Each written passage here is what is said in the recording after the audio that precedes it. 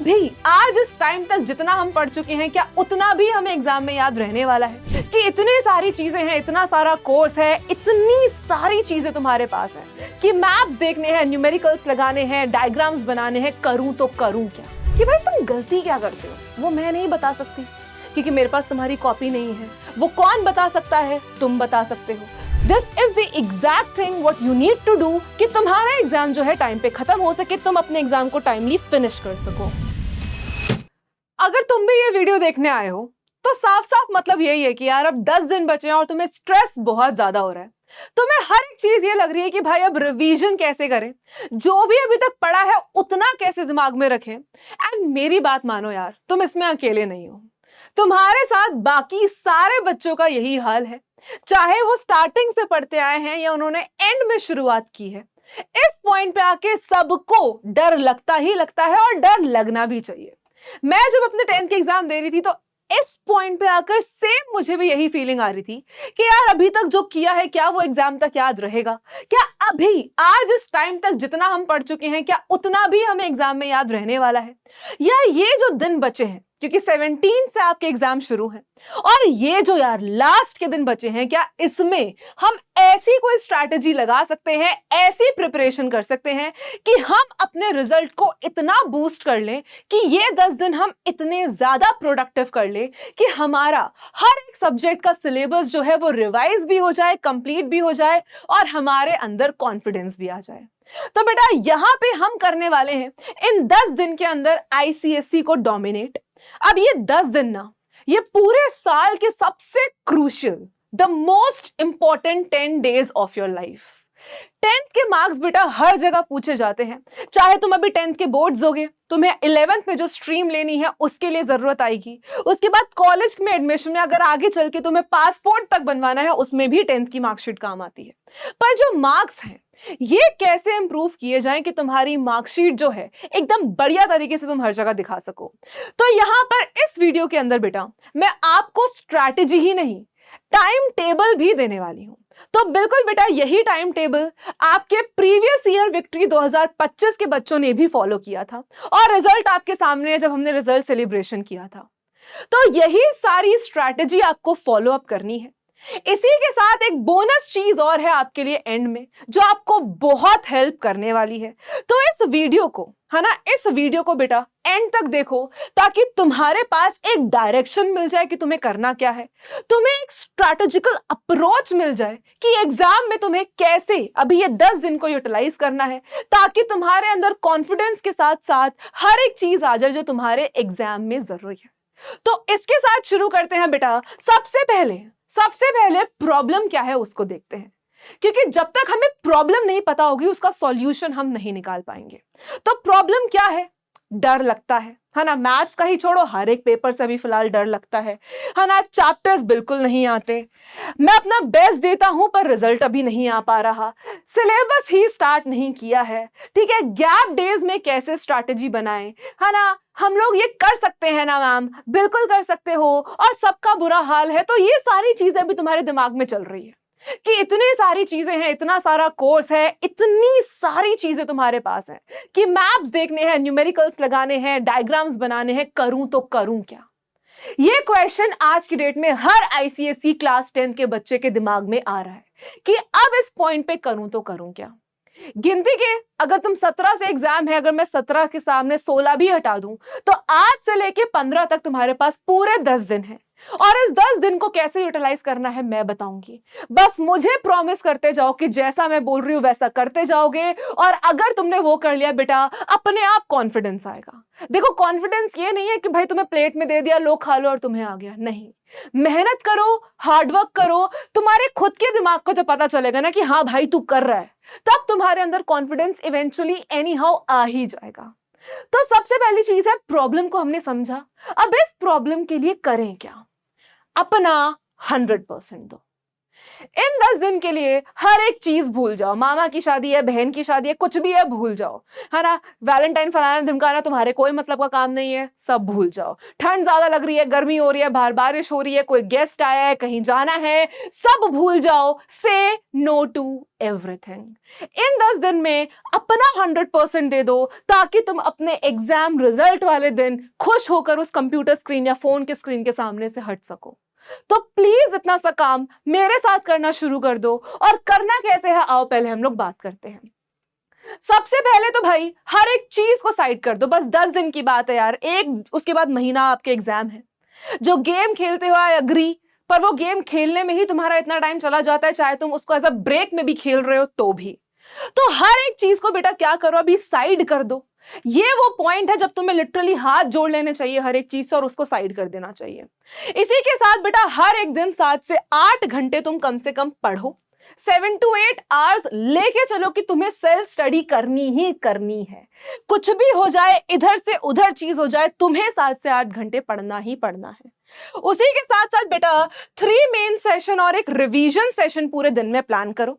अब ये कैसे करना है मैं बताऊंगी। मैं आज आई हूं यहाँ पे क्योंकि मुझे पता है कि हर एक बच्चे का कमेंट आ रहा था, तो वो चीजें यहां पे आपको अब अच्छे से समझनी है। एक्टिव स्टडी ओनली, ये नहीं है पढ़ के छोड़ दिया, हाँ हाँ हाँ बहुत बढ़िया बेटा। ऐसे तो तुम क्लास में रील्स भी देखते हो, सब कुछ करते हो, पर वो दिमाग में उस तरीके से नहीं रहती है।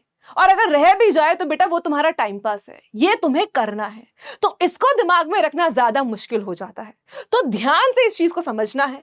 डेली रिवीजन भी करते रहना है और रोटेशन स्ट्रैटेजी अपनानी है। अब ये सारी चीजें क्या क्या हैं, कैसे कैसे करनी है, I will tell you each and everything. अब इसके बाद बेटा सबसे पहले आप ये देखो कि आपको अपने दिन को कितने हिस्सों में बांटना है। 4 फेज में आपको पढ़ाई करनी है। देखो प्लीज मान के चलो, क्योंकि आपका दिमाग मॉर्निंग में सबसे ज्यादा एक्टिव होता है। तो मॉर्निंग में जब आप उठोगे तो 2.5 घंटे 2.5 आवर्स कॉन्टिन्यूअसली आपको देने हैं कोई भी एक ऐसे सब्जेक्ट में जिसमें न्यूमेरिकल्स लगते हैं, जैसे मैथ्स हो गया, फिजिक्स हो गया, केमिस्ट्री हो गए। ये वो सब्जेक्ट है जिसमें कंसेप्ट के साथ साथ क्वेश्चंस की वैरायटी बनती है। तो मॉर्निंग में सबसे पहले जब आपका दिमाग 110% एक्टिव है तो इन सब्जेक्ट्स पे आप फोकस करो, केटर करो, इनको लिखो, करो, समझो, पढ़ो। इसके बाद ब्रेक दो। मिड डे एज इन दोपहर के टाइम पे बेटा आप कोई भी लैंग्वेज या थ्योरी का सब्जेक्ट उठाओ। इंग्लिश हो गया, ज्योग्राफी, सिविक्स, हिस्ट्री, है ना, ये सारे, बायोलॉजी हो गए। तो ये सारे सब्जेक्ट्स आपके थ्योरेटिकल सब्जेक्ट हैं जिसको आपको मिड डे में पकड़ना है, बेसिकली दोपहर में पकड़ना है। और दोपहर में बेटा आपको 1.5 आवर्स, 1.5 घंटा थ्योरेटिकल सब्जेक्ट्स को देना है। इसी के साथ साथ इवनिंग में 2 आवर्स आपको जो आपने दिन में मतलब सुबह पढ़ा है, दैट इज न्यूमेरिकल, जो आपने मैथ्स, फिजिक्स, केमिस्ट्री करी है, उसके न्यूमेरिकल्स की प्रैक्टिस करो, या आपने जो भी मिड डे में पढ़ा है, दोपहर में पढ़ा है, उसके क्वेश्चंस की प्रैक्टिस करो। तो न्यूमेरिकल प्रैक्टिस और क्वेश्चन प्रैक्टिस का एक अलग से 2 घंटे इवनिंग में निकालो। इसी के साथ रात में जो 1 घंटा सोने से पहले, है ना, सोने से पहले का 1 घंटा जो भी आपने पूरे दिन में किया है उसको रिवाइज करो। This is the best thing you can do at this point of time. बेटा 2.5 और 1.5, 4 घंटे, 5, 6 और 7, ये तो फिर भी मैंने 7 घंटे किया है। अगर आपका टाइम ज्यादा हो रहा है, अगर आपको लगता है कि आपका कंसंट्रेशन ज्यादा बन पा रहा है, तो गो अहेड फॉर 8 आवर्स। इसमें आधा घंटा कहीं पे ऐड कर दो। तो अपने दिन को इन 4 पार्ट्स में डिवाइड करो। इस तरीके से हर एक सब्जेक्ट को आप कैटेगराइज करो। अब आपको ये भी टेंशन होगी, मैम मैथ्स करे, फिजिक्स करे, पहले क्या करे और थ्योरी में क्या करे, तो वो भी मैंने आपके लिए हेल्प की है, वो भी मैंने आपके लिए बनाया है। सबसे पहले अपनी डेट शीट पे वापस आ जाओ। ये मेजर एग्जाम्स हैं जो तुम्हारे हैं, ठीक है, मेन एग्जाम्स हैं जो सारे बच्चों के हैं। इंग्लिश के 2 पेपर है, 17 एंड 20। 17 एंड 20, 17 से पहले भी आपके पास पूरा गैप है और 20 और 17 के बीच में भी काफी गैप है जिसमें इंग्लिश कवर हो सकता है। इसी के साथ 26 को हिंदी है और ऑब्वियसली आपको 5 दिन हिंदी में तो नहीं देने हैं, तो ये भी काफी क्रूशियल टाइम है जो आप मैथ्स के लिए प्रिपेयर करने में लगा सकते हो। फिर बेटा फिजिक्स, केमिस्ट्री और बायो, ये 3 मेजर सब्जेक्ट्स हैं जिसमें आपकी गैप 1-1 दिन की है। और आपको पता है आपका कोर्स कितना है, 1 दिन का गैप बस रिवाइज करवा पाएगा, आपको कुछ नहीं करवा पाएगा। तो इन तीन सब्जेक्ट्स पे आपको मेजर फोकस करना है, क्योंकि इनमें जो गैप है वो बहुत कम है। फिर एटलीस्ट आपके पास हिस्ट्री सिविक्स में गैप है थोड़ा, है ना। फिर 18th में एक दिन का गैप है ज्योग्राफी में, और कंप्यूटर्स में काफी गैप है। पर क्योंकि अब हम कैटेगराइज कर रहे हैं सब्जेक्ट 1 एंड सब्जेक्ट 2 को, सब्जेक्ट 1 बोले तो आपके न्यूमेरिकल्स, सब्जेक्ट 2 बोले तो थ्योरेटिकल सब्जेक्ट, और किस तरीके से करना है वो पूरे के पूरे 10 दिन का मैंने आपके लिए प्लानर खुद से बनाया है।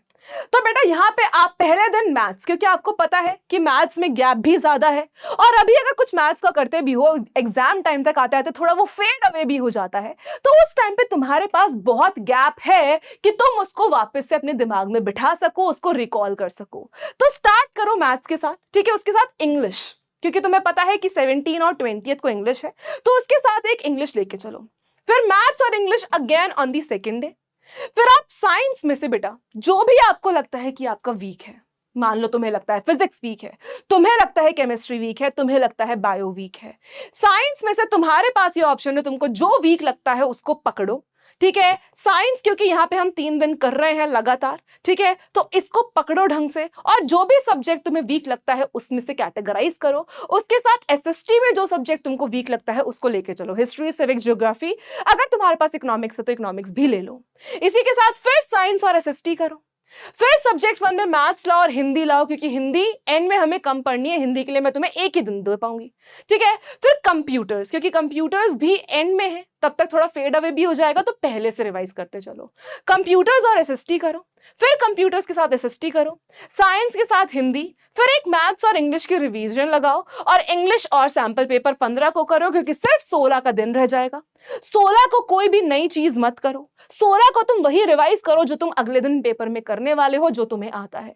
तो जो भी नहीं आता है वो इस दिन तुम्हारे लिए है कि तुम इस दिन पे उसको कवर अप करो, इस दिन इंग्लिश में उसको यूटिलाइज करो।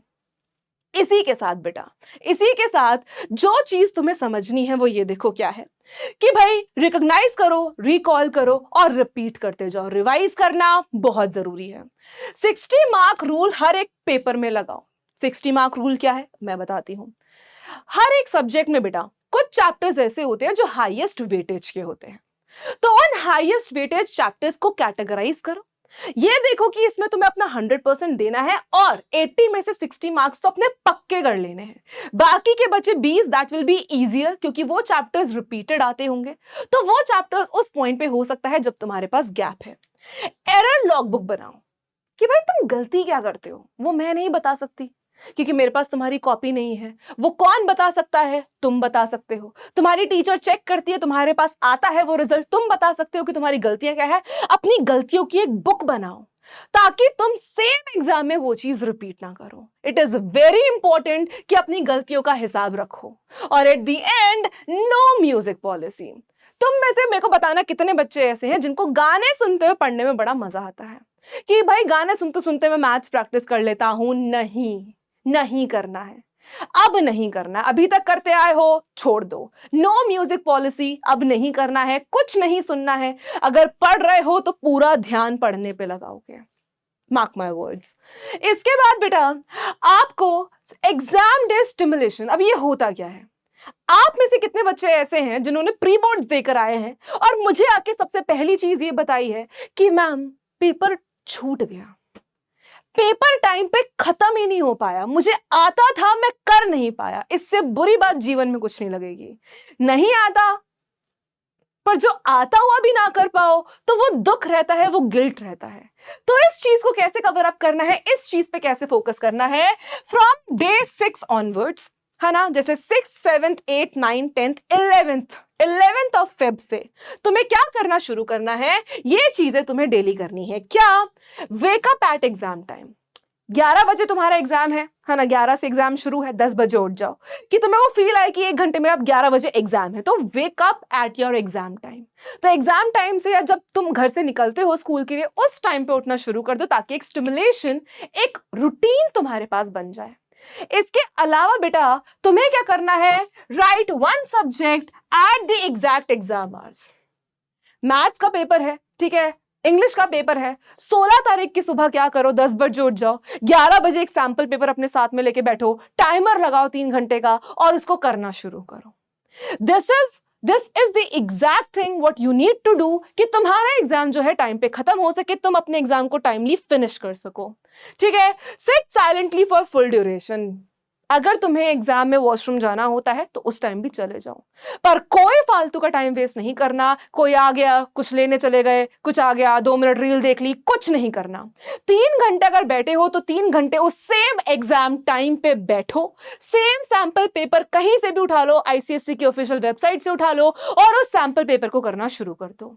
इसके साथ बेटा your brain will stop panicking on the real exam day.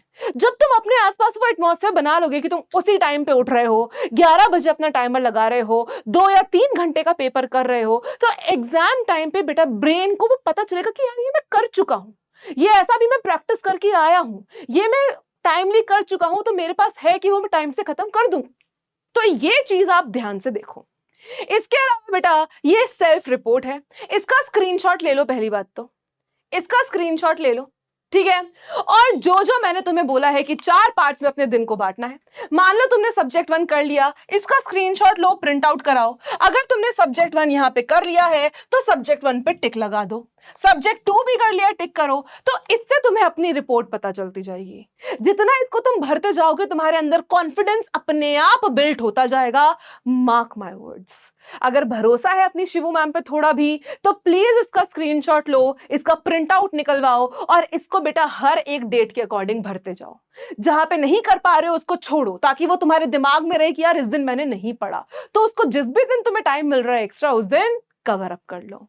अब इसके अलावा चलो मैम ये तो 10 दिन की बात है, पर हम अब क्या 10th में महामैराथन करने वाले हैं, है ना। बहुत बच्चों का ये डाउट है, महामैराथन फॉर क्लास 10, मैराथन कब है, मैराथन कब होगी, मैराथन कब है, एक्सपेक्टेड इंपॉर्टेंट क्वेश्चंस कब आएगी, कब आएगी, कब आएगी।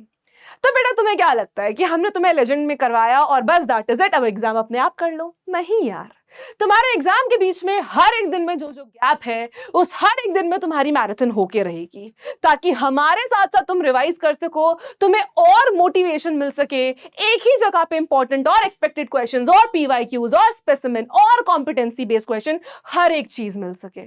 तो महामैराथन होगी, बिल्कुल अपने दिमाग से निकाल दो यार कि हम लोगों ने तुम्हारा साथ छोड़ दिया है। एंड एग्जाम तक भी, सुबह अगर एग्जाम है तो सुबह भी, अगर दोपहर में पेपर डिस्कशन है वो भी हम तुम्हें कराएंगे। तो हम यहां खड़े हैं, सिर्फ ऐसे ही नहीं खड़े हैं, तुम्हारे लिए खड़े हैं। थोड़ा सा विश्वास हम पे भी दिखाओ, अपना 100% देते जाओ। बस यही मैं कहने आ जाई थी। 10 दिन बचे हैं बेटा, प्रॉमिस कर लो, प्रॉमिस कर लो खुद से, मुझसे, अपने पेरेंट्स से, हर एक बंदे से, है ना, जिसको तुम्हें अपना रिजल्ट दिखाना है, जिसको तुम्हें अपने ऊपर प्राउड फील कराना है। So I will see you in महामैराथन्स। उससे पहले इंग्लिश है तुम्हारा, अच्छे से करो, जो आज सिखाया है 10 दिन के लिए उसको फॉलो अप करो बेटा, कोई तुम्हें नहीं रोक सकता। ठीक है, अगर अपनी शिवू मैम पे इतना सा भरोसा है, बस इस 10 दिन में फॉलो कर लो, तुम्हें चेंजेस अपने आप दिखेंगे। मिलती हूं रिजल्ट सेलिब्रेशन वाले दिन।